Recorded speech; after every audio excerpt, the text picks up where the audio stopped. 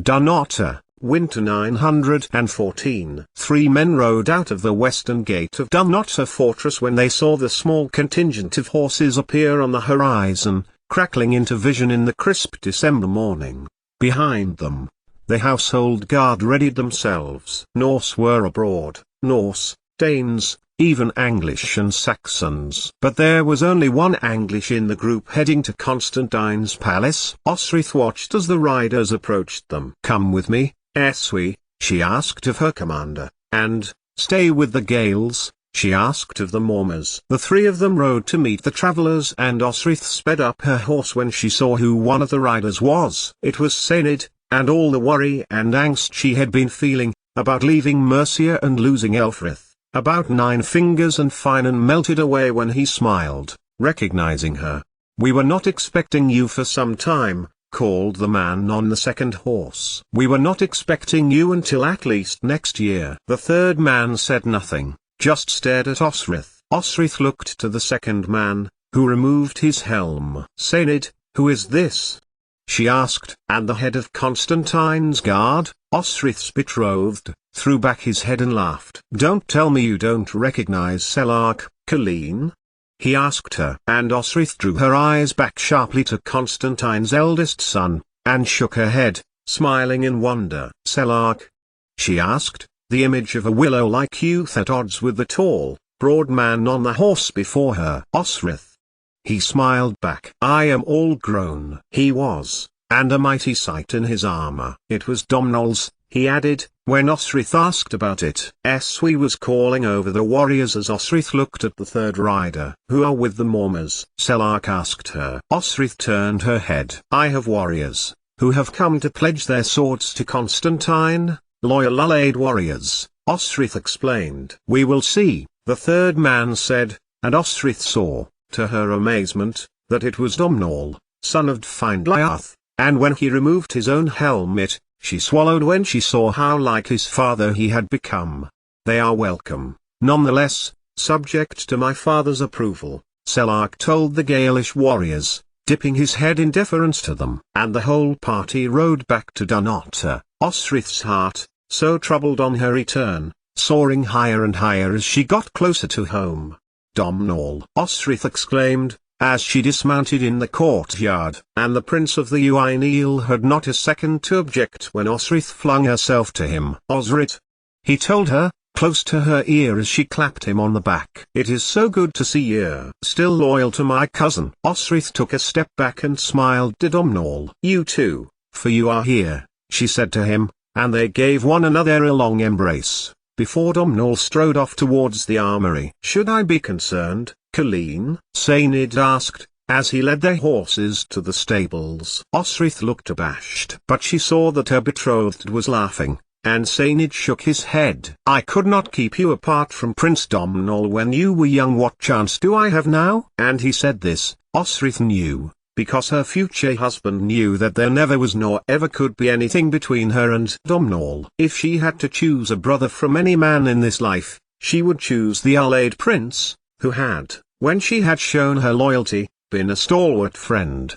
"Selark is taking the Mormers and the new warriors to Constantine," Seinid continued. "Owain wanted to stay behind in Caeligulid, I think." "No," Osrith told him. "He wanted to come back to see the king. He has learned a lot being a warrior in Mercia and Northumbria." And then, she asked the question that her heart was longing to know. "Finan Beeg," she asked. "I need to see him." "He is well," Seinid told her. "You will find he has grown." And all Osrith wanted to do was race to her son, to be with him, so know he was safe and well. "Take me to him," she demanded, and Seinid laughed, holding out a hand. "Of course, Colleen," he told her. Of course. It would give Constantine more time to examine the witness of Phelim and Angus, Owain and the new warriors she had brought before she saw him, and she followed Seinid up the steps to the tower, where she saw Finan Beeg poring over a large manuscript, a quill in hand. "He is quite the scholar," he told Osrith. "He can read Gaelish and Pictish, and is managing English." He stopped, and watched Osrith's face. "Do you know that it is Christmas Day tomorrow?" "No," Osrith replied, "I did not." "We were tracking the days, and spent several in Caligulid, and then it hit her, the homesickness. If someone had asked Osrith where home was, she would probably have said she did not have one. But sadness filled her, like a cup with iced water, and she thought of how much she had missed the castle, her life here, training the young nobles, being with young Finan and watching him grow. Watching Edra become older, and becoming a young woman.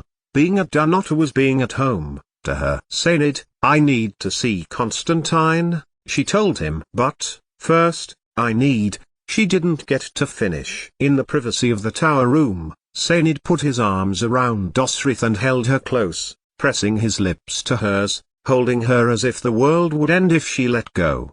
When he finally did, Osrith began again, feeling the warmth, the tenderness, the love of the man for her. And she loved him too. Here, now, feeling the pull of a place that was hers, she knew she loved Saynid. But she could not go to the farm at Berwick until they were married. And despite what Ethelfled had said, she did still owe Mercia her time. But would it be enough for Constantine? It was he who had made the condition, he who had sworn a treaty. Osrith had not even been there for that. Osrith took Saynid's hand, and peered in at the door again. Edra was making a mark on the paper, and pointing it out to young Finan. She remembered herself teaching the princes and princesses at Doir in the same way, and teaching Edra herself. Then, as she was about to interrupt the lesson, a shuffling came at the door. "King Constantine wishes to see you," Domhnall said, smiling at Osrith. "He has spoken to the Mormers, and Owain has gone off on patrol with Selark." Domhnall glanced at Saynid. And he had accepted the service of the Gaelish warriors. But his face did not seem to match the approval Constantine must have given. Indeed, he seemed altogether opposed to the plan. They crossed the courtyard, Saynid remaining at the tower and promising he would speak to her that evening, but Domhnall paused at the gated doors and turned to Osrith. "I would not trust those men you returned with," he told her. "I know them, they did not have a good reputation with your father." Domhnall, Osrith told him, the weight of it on her chest. She never expected to feel so oppressed by the knowledge she had learned about Finan, and before she saw Constantine she needed to discuss it with someone who knew. "Domhnall, can we walk for a few minutes?" "Certainly, do not trust him, Osrith," came Domhnall's advice. When he heard what Osrith had to say about Nine Fingers and his brother, "He may well have been enslaved, you may well have developed affection for him, but, Domhnall," she told him, urgently, as they walked, like they always had done when they had important things to say to one another, "I fell in love with him, I promised myself to him." "Young Finan, listen to me, my dear friend," he told her, putting firm hands one on each shoulder. "When I dragged you out of the sea, your body looked worse than if you had been in combat with a bear. You were cut, you were bruised, you were defiled. I covered you up, I carried you back to the palace, I thought you were dead." His words were low and Domhnall leaned on everyone, emphasized the seriousness of them. "We had our differences, but they were cruel, because they could be."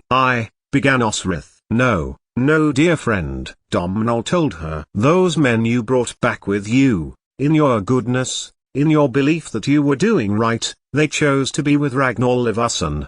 Do you know why?" Osrith shook her head. She seemed to be learning a lot of important things in a very short space of time, and she waited for Domhnall to tell her. "When Gormlith was rejected by Finan Uikenchopper, Flann sent these 4 men to find them. They did as foul a thing to that poor girl than ever Finan and Connell did to you." Domhnall shook his head. "By God, they raped her, many times. They made him watch. And then they killed her by hanging her from a tree." Domhnall glanced around him, then saw Osrith's face. "Finan was sent to the same slaver as Flann sent my dear sister Ethne," Osrith breathed. "How ironic that Finan and Ethne should meet, and marry once the slaver they were on was liberated, with the help of Alfred, who had sent Ragnar Ragnarsson, her brother's adopted Danish brother, to find him. Donchada tracked them down," Domhnall went on, "and sent them out into the sea in a boat with no oars, to face the fate that awaited them. They were condemned for their crimes." He took Osrith's shoulder again. "As should Finan Conchobar be, in your mind, in your heart. I am sorry, I am so sorry that I am the one who's just told you this. Did Constantine know? Did he know of Finan? She asked Domnall, as urgently as he had asked her. I don't know, Domnall told her. He might have. But, young Finan, Osrith said, and this time, watched Domnall take a few steps away from her. My cousin believes him to be his son, Domnall told her. One night, when I'd arrived, he told me that he looks forward to the day when you marry and give up being a warrior. He said, she will take our son, and be a farmer. Our son. Osrith repeated the words, thinking about how attentive Constantine had been, how generous. He thought young Finan was his own child. Now, do you understand? Domnall, I do, she told him, truthfully. I really do. And she lowered her head and rested her hand to her forehead. After a moment, Domnall put a hand to her head as well, and she took it, and stood upright, face set, determined. Let us go to see the king, she told Domnall. And then, in a lower, softer tone, you cannot know what means to me that you have told me this. I can, Domnall told her, gripping her hand affectionately. I have many misdeeds to atone for yet, you know that. 88,888,888. I cannot praise you enough. Constantine, who seemed to have grown more statesmanlike, with his long hair combed and his circlet polished, sat on his throne, Domnall's throne, with his cousin's long, blue cloak falling over his shoulders.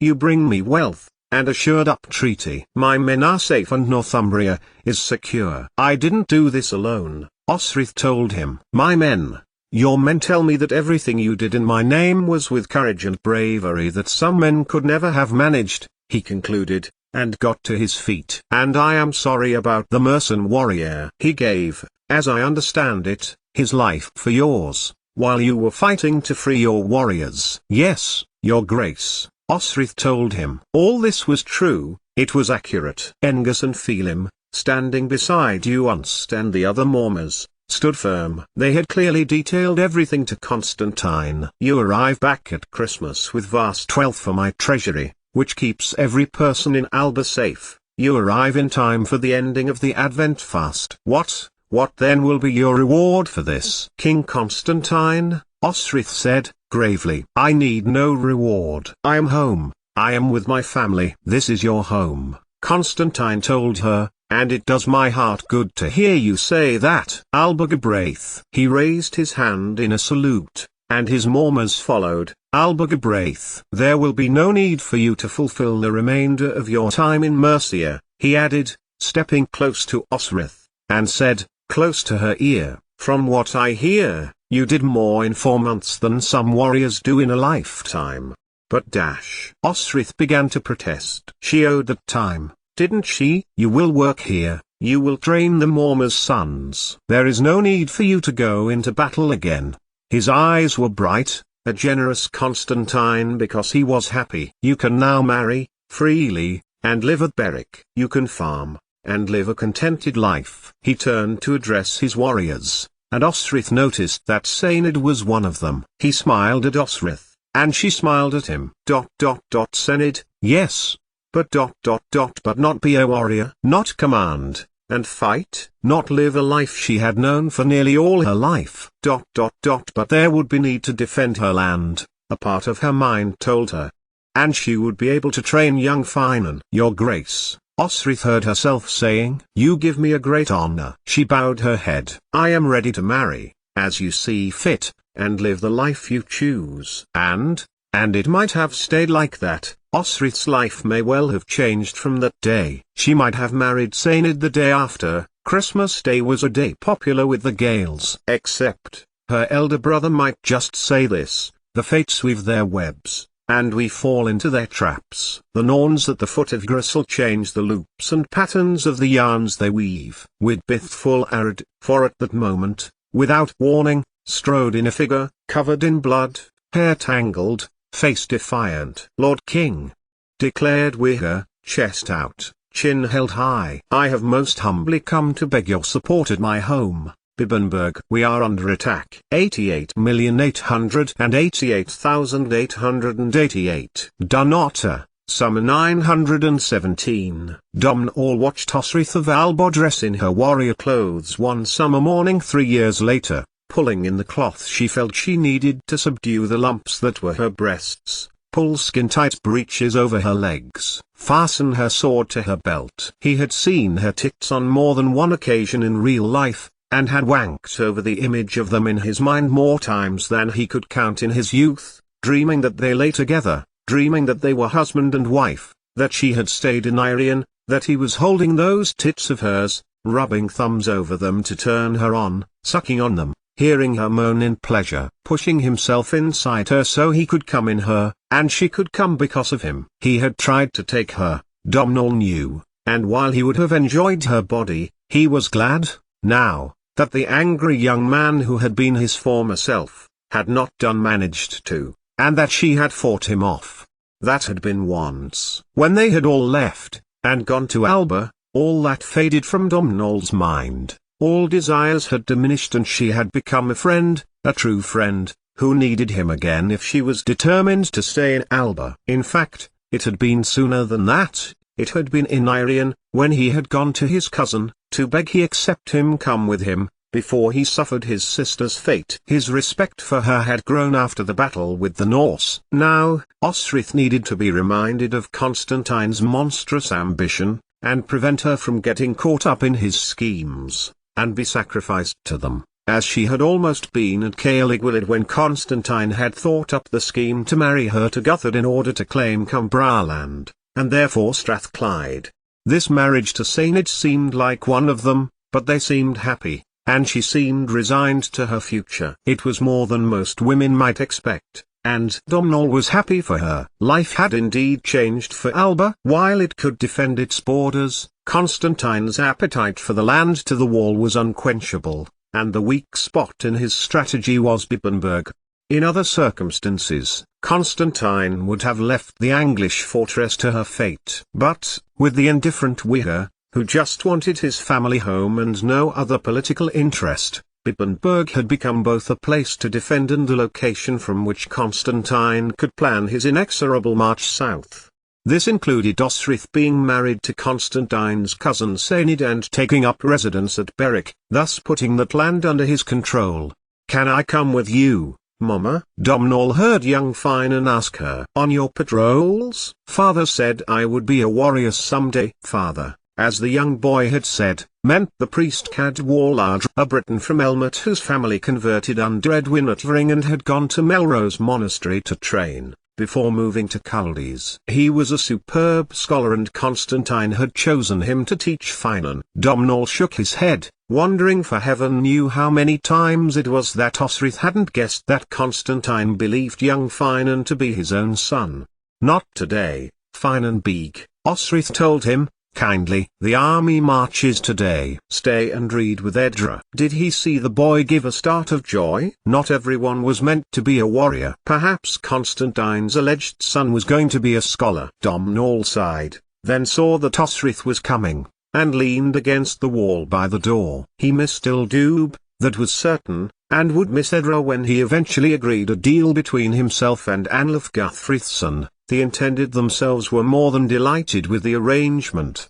"We are needed on the approach road today," Osrith told Domhnall. "Saenid is taking the troops over the Forth down to Bibbenberg today." "Good," Domhnall told her. "And better still if they meet your brother's men. Dead Uhtredesmen are the best kind." He saw a wrinkle in her brow but said nothing. They had patrolled nearly every day for over 3 years. He knew there was history, bad blood between her and Uhtred, especially considering what he had done to her. He could not believe his ears when Saenid recounted it to him one evening on perimeter duty.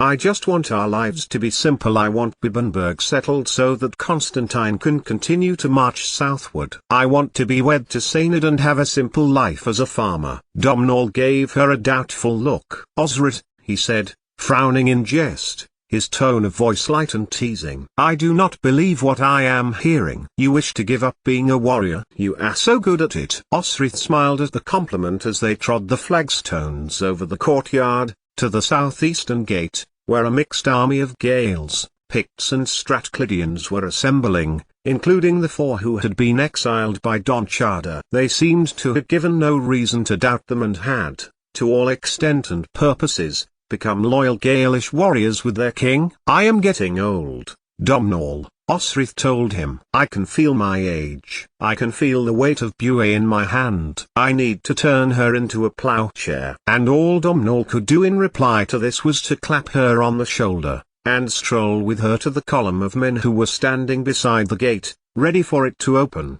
She sought Sained with her eyes and, when she found him, Osrith left Domhnall's side, and went to her betrothed. "We have gone, season after season," Sained told her, which was true. "They have never managed it, nor will they." He kissed her forehead. "So we will go, and support Wiher, and come back. This time, I want us to be wed," Osrith said, softly. "Otherwise, you will be spending your whole life warding off Uhtred and his men, and we can never make a life at your family's land, and I will be left patrolling Dunotter's walls for the rest of my life." Sained smiled the impish smile of his at her words, and took her hands. "I will speak to Constantine when I return, Colleen," he promised, and Osrith stepped back, pushing the desire to join them back into her stomach. Then, she found Eswi, Phelim and Angus, and wished them well, before walking beside her friend at the back of the column, slowing when they got to the fork that would lead them to the boats from the monastery that would take them to the southern bank of the Forth.